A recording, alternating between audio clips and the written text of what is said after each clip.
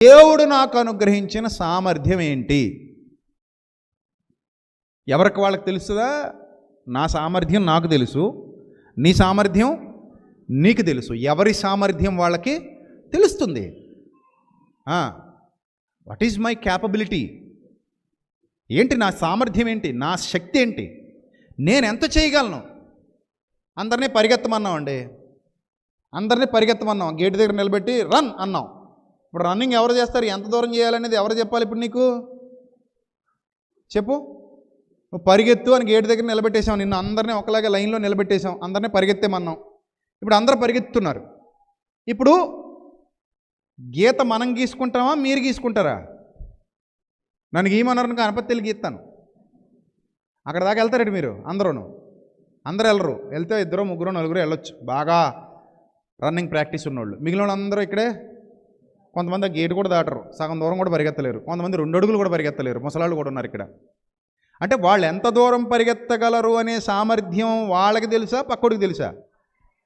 వాళ్ళకే తెలుసు, మాకు తెలీదు. నా గురించి మీకు తెలీదు, మీ గురించి నాకు తెలీదు. నా పవర్ ఏంటో నాకే తెలుసు, మీ పవర్ ఏంటో మీకే తెలుసు. నేను ఎంతసేపు పరిగెత్తగలను, నా స్టామినా ఏంటో నాకు తెలుసు. నువ్వు ఎంతసేపు పరిగెత్తగలవు, నీ స్టామినా ఏంటనేది నీకు తెలుసు. ఎవరి స్టామినా వాళ్ళకి తెలుసు. మన స్టామినా గురించి ఒకడు మనకు గుర్తు ఎక్కర్లేదు, మనకు తెలుసు. నా క్యాపబిలిటీ ఏంటో, నా సామర్థ్యం ఏంటో, నా బలం ఏంటో, నా శక్తి ఏంటో, నేను ఏం చేయగలను, ఎంత దూరం పరిగెత్తగలను అన్నీ నాకు తెలుసు. అందుకే పౌలు భక్తుడు అన్నాడు, నా పరుగు కాడ ముట్టించి తిని అన్నాడు. కాబట్టి ఉపచారం చేసే వాళ్ళందరూ గుర్తుపెట్టేసుకోండి, బండ గుర్తు. ఉపచారకుడుగా నియమించబడ్డాం దేవుని సన్నిధిలో అంటే నీ సామర్థ్యం, దేవుడు అనుగ్రహించు సామర్థ్యమునుంది, చెయ్యాలి. పాత పనులు తీసేశాడు, కొత్త పనులు అప్పగించాడు. బైబిల్ గ్రంథంలో వ్రాయబడినటువంటి సందేశం అపోస్తలుడైన పేతురు వ్రాసిన పత్రికలోని సారాంశం మీరు వింటున్నారు. ఇప్పుడు మీరు వింటున్నారు. ఒకే అధ్యాయంలో ఇంత మ్యాటర్ ఉంది, ఒకే అధ్యాయంలో ఇంత మ్యాటర్ ఉంది. ఇంకా ఉన్నాయి ఆ ముందు వెనక అధ్యాయాల్లో కూడా పనులు, కొత్త పనులు రాస్తాడు సంఘానికి. మీరు చేయాల్సిన పనులు ఇవి అని సంఘానికి రాస్తాడు అపోస్తలుడైన పేతురు. సో దీన్ని బట్టి మీరు అర్థం చేసుకోండి. ఇక్కడ వ్రాయబడిన మాట, ఒకడు ఉపచారము చేసిన ఎడల, పరిచర్య చేసిన ఎడల దేవుడు అనుగ్రహించు సామర్థ్యము కొలది చెయ్యాలి. చెయ్యాలి అని ఉందా, చేయకూడదని ఉందా? చెయ్యాలి. ఇది అందరికీ వర్తిస్తుందా, నాకొక్కడికేనా? మరి ఇక్కడ ఉన్న వాళ్ళందరికీ మాట వర్తిస్తుంది. ఇక్కడ ఉన్న వాళ్ళందరికీ నీ సామర్థ్యం ఏంటి చెప్పి. ఇప్పుడు దేవుడికి చెప్పు, నాకు కాదు. నాయన నీకు ఎంత సామర్థ్యాన్ని నేను అనుగ్రహించాను నాయన, నా కుమారుడా, నేను నీకు ఇచ్చిన సామర్థ్యం ఎంత నాయన అని ఆయన ప్రశ్నిస్తాడు నిన్ను పైనుంచి. అప్పుడు ప్రభువా నువ్వు నాకు ఇచ్చిన సామర్థ్యం ఇంతే ప్రభువా అననీయ సప్పీరా చెప్పినట్టు ఉంటుంది. అననీయ సప్పీరా వెళ్ళి ఏమంటున్నారు, మీరు భూమిని అమ్మిన వేళ ఇంతేనా అన్నాడట. వాళ్ళు ఏమన్నారు, నా ఏలినవాడా ఇంతే, ఇంతకే ఇంతే అన్నాడట. మళ్ళీ భార్యను అడిగాడట, అమ్మా నువ్వు భూమిని అమ్మిన వేళ ఇంతేనా? అవును ఇంతకే అని చెప్పారట. దేవుడు అనుగ్రహించిన సామర్థ్యం ఎలాంటిదో పేతురుకి తెలీదా? పేతురుకి తెలీదా? దైవాత్మ పూర్ణుడు, ఆయనకు అన్నీ తెలుసు. వీళ్ళు అబద్ధం ఆడుతున్నారన్న సంగతి కూడా తెలుసు.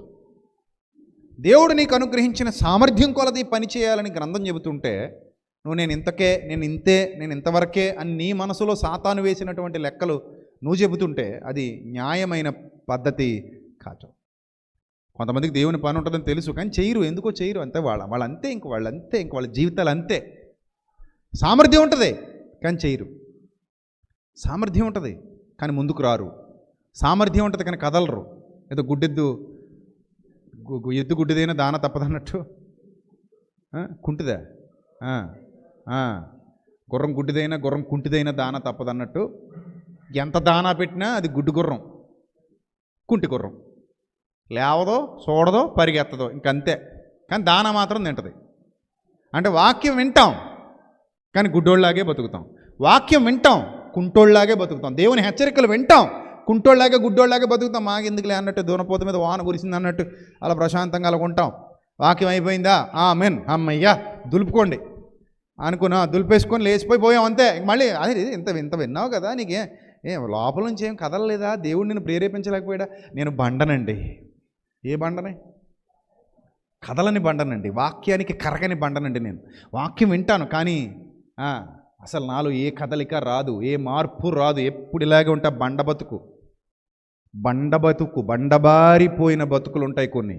అవి ఇంకెంత వాక్యం చెప్పు మారో, ఎంత చెప్పు అర్థం చేసుకో, ఎంత చెప్పు గ్రహించో, ఇంక అంతే ఆ జీవితం, అంతే ఇంకంతే, అది అంతే అంతే. విననొల్లని చెవిటి పాముల వలె ఉన్నారని ప్రభు చెప్పినట్టు మీరు చూచుట మట్టుకు చూతురు, వినుమట్టుకు విందురు కానీ గ్రహింపరు అన్నట్టు ఇంకా కొన్ని జీవితాలు ఉంటాయి. ఎంత వాక్యం బోధించు అలా ఉంటారంతే.